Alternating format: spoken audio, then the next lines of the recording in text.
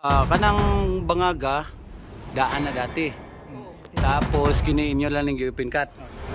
And then diha ang lansang sa sulod. Upat ka buk. Din di niyo maabot. Dili. Ay sa pa pangitaan tog paagi sa ang pagtan-aw ana. Dronean lang nato na siya. Hello guys, so welcome back sa ating channel guys. Ayan. So ang ganda ng area na ating puntahan guys at talagang mapapa-explore tayo ngayon guys at samahan nyo ako guys dito sa aking video vlog ngayon guys na meron tayong pupuntahan guys na isang kakaiba dahil ito ay nasa Pangpang. Tapos na-discover nila guys na may maliit na butas. Tapos nung binuksan nila guys itong maliit na butas, nilakihan nila, merong awang sa loob na pwedeng makapasok yung isang tao guys. Na tapos sa loob mismo nitong sinasabing butas na maliit, kasya tao, overhead po siya o bandang itaas, meron pong 4 na pako na nakabaon sa mismong bato. Overhead po siya guys, so just imagine na overhead. So makikita nyo guys mamaya, puntahan natin itong sinasabi kong pako. Kung makikita natin siya doon, na nandun pa siya, o di kaya hindi pa siya natanggal, ay papakita ko rin sa inyo. Ayan. So very exciting po dahil itong dinaanan namin ay talagang Pangpang. Ayan no. So medyo patirik po yung daan papuntang ilog guys. Ayan. So keep on watching na lang guys. So shout out to Jan ka-team natin na kasama natin dito ngayon araw guys. So ayan no. So shout out to Ilipi Jan. Hello bro.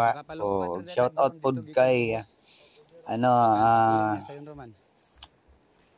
kay Bro Edgar at kay Bro Dudong, yung kasama niya ay kasama namin dito ngayon sa area na aming i-explore.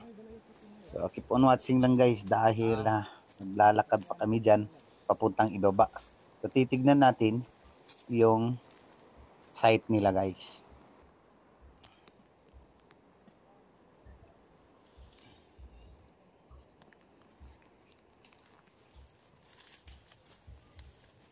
So ayan, cut lang natin yung pinaglalakaran naming malayo. So nandito na kami sa site mismo guys.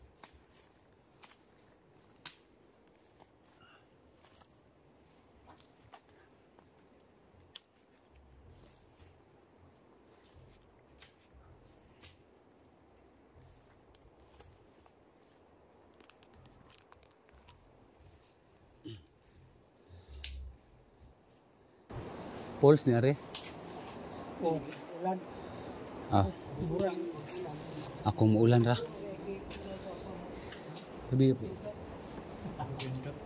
Gusto mo ng pandya bro? Bangag. Kamoy nagbangag na. Kamoy nagbangag na. Bangag din siya. Gamay man daw siya. Pero kini kamo na nagbuhat ani. Kana. Pengen ri. Lagi, open cut. Unsa to yung mo lansang diha? Ni upat ka buk. Numero 10 ba? 10 ka lansang. Diha sa nang bangag. Nado. 10 ba? Sa ibabaw, siya gitagdok. Gana. Upat ka buk. Tanaw na kung si Mining ana niya. Napa dia? So pulse, kanang bangaga daan na dati. Tapos kini inyo lang ning giupin cut. Giupin cut. And then diha ang lansang sa sulod. Upat ka buk. Din di niyo maabot. Dili. Di maabot. Abot na siya kay. Abot. Ay sa pa pangitaan tog paagi sa ang pagtan-aw ana. Dronean lang nato na siya. Okay. Maana kami.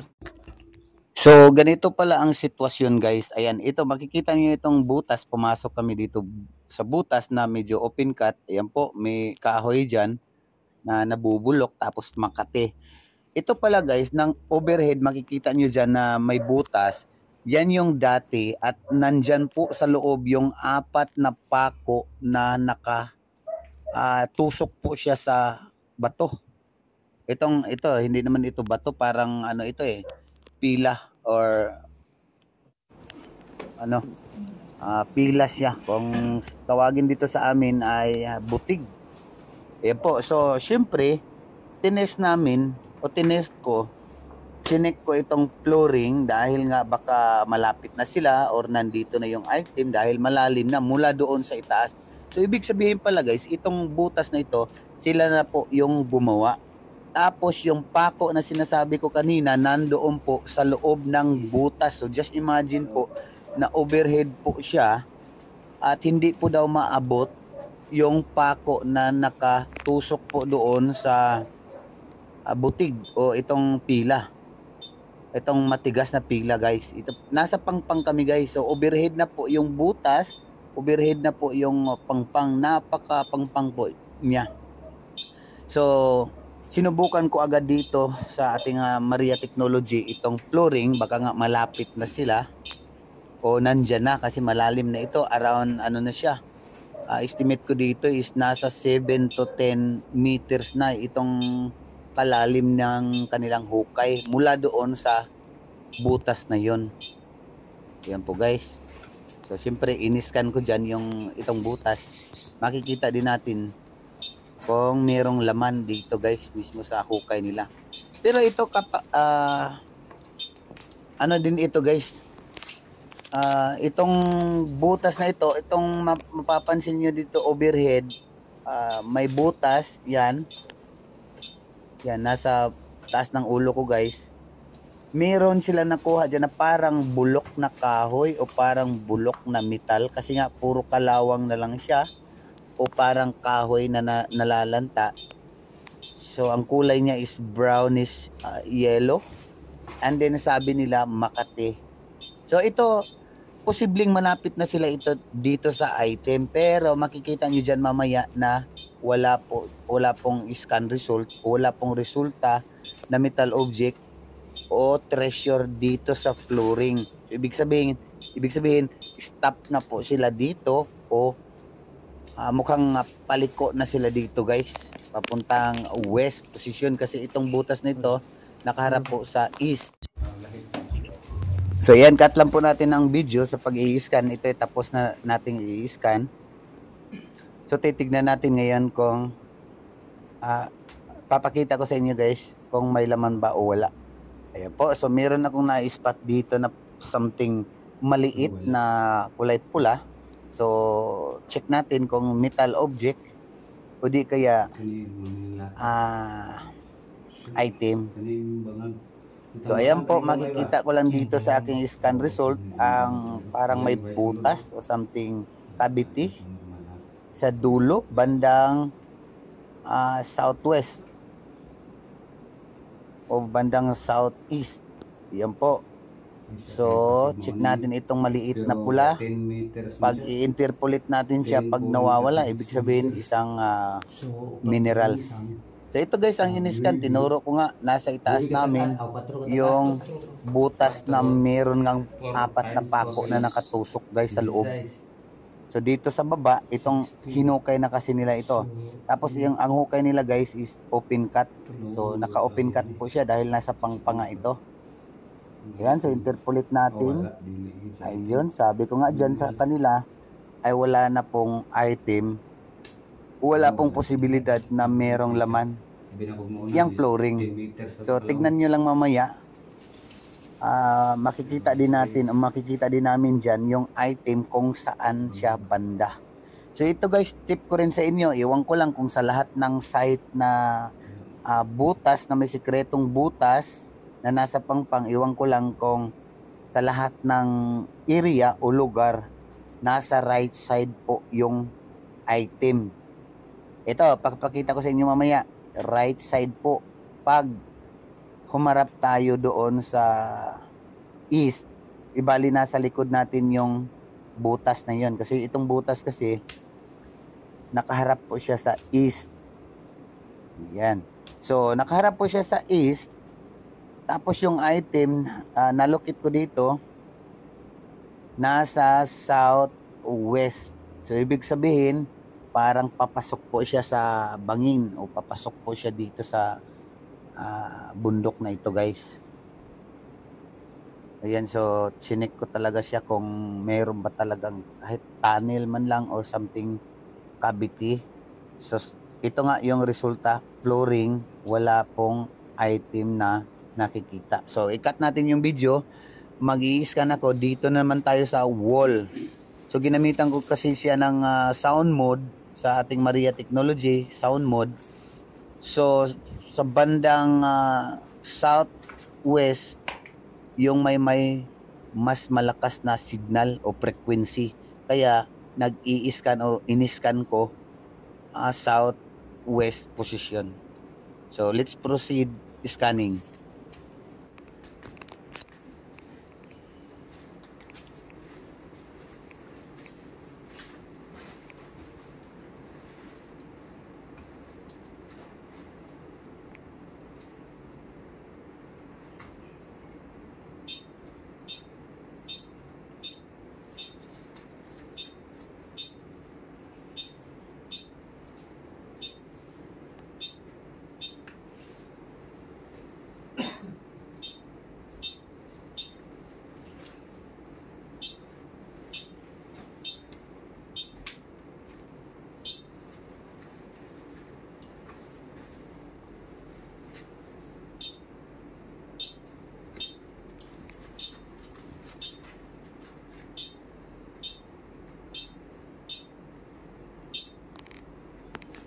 Ayan po guys, makikita niyo itong nasa uluhan ko guys na butas. Yan po yung sinasabi ko kanina na parang kahoy na bulok o di kaya bakal na bulok o parang lata na bulok or something, lata na merong lamang namumulok. Kasi ano siya nung kinuha nila, sabi nila parang asbestos o cotton, parang cotton daw sabi nila. Kaya lang yellowish brown ang kulay. So sabi nitong naghukay dito guys ay makati po siya pag nababad sa iyong kamay, lalo na pag medyo basa. So ibig sabihin hanggang dito lang guys, overhead ko sa bandang ulo ko guys, stop na dito yung operasyon ng hapon. So papuntang pa-horizontal naman po sila, papuntang southwest. Ayan, ito nakaharap na ako ngayon guys sa southwest. Dito natin makikita o dito nyo makikita guys na meron talagang metal object dito, paliko. Pa-horizontal po siya guys. Ayan, so check natin sa scanner. Skillet.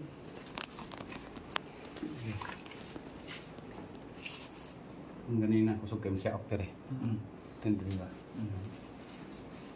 Sakto dito, bakante naman yun. Anong, di ba? Open.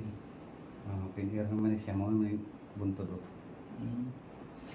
Nara siya dahil gilid. Open.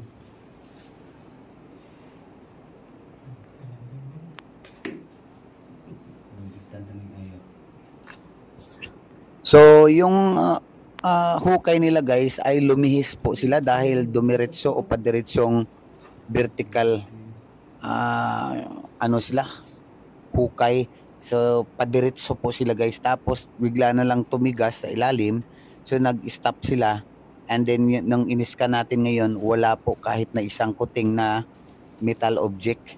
So dito guys, lumagpas na pala sila. So ibig sabihin mula sa itaas, mula sa butas na yon, yung may pako, so 8 meters pa ilalim, tapos horizontal 8 meters din papuntang southwest. Kasi nakikita dito sa scanner 8.55 meters mula dito guys horizontally sa papuntang southwest. So ayan po, so kinonfirm ko siya kung nandiyan ba yung item o di kaya ito isang reference o bakal o di kaya bomba or something metal na tinago ng hapon guys. Ito, duda ko nito guys, papuntang west talaga itong item. Kasi itong nakikita kong parang metal na napapansin dito sa ating 3D, baka nga ito ay isang HTM. Di natin alam, bomba or something, helmet, kutsilyo or something, kahit ano, basta metal po siya. Meron akong na-detect o na-scan na metal. Ayan po. 4 katang taas. So 4 times 2, so 8. So dito din siya matulo sa southwest. Southwest, ano sa bomba? 7.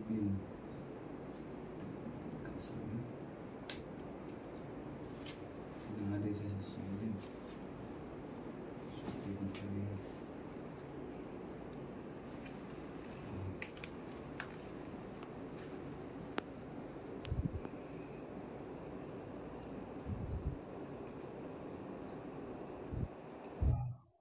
So yan po ang naging result guys, nasa gilid lang siya ng pangpang guys. So 8 meters horizontally papuntang southwest. Ayan, so yan po, diyan kami galing. Ayan sa pangpang na yan. So ilog na po yung sa ibaba. Ayan, so pabalik na kami guys, papunta na kaming itaas.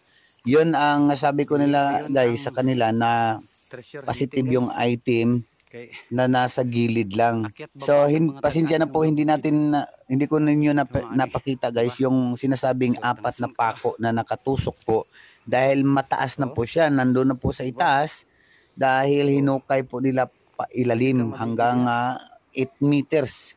So nakapailalim na sila guys. So yun ang naging result guys mula doon sa butas na yon na may pako, 8 meters vertical siya paibaba, tapos 8 meters din papuntang southwest. Nandun yung item. Ayan po, yan yung lugar na yan, dyan, yung tinuro ko na yan. Diyan kami galing guys, o dyan yung ating iniskan. So paakyat na kami sa itaas guys dahil pahapon na. Ayan, medyo madilim na, papatak na ng kaunti yung ulan. So paakyat na kami dyan guys. Yan, keep on watching na lang guys at tapusin nyo guys. Kung umabot kayo hanggang dito guys, nitong ating video, paki-follow na lang po dito sa ating page at paki-subscribe sa ating YouTube channel. And then maraming salamat talaga kung tinapos nyo itong aking video. Please like and share and then follow sa mga baguhang pasok. Ayan po guys.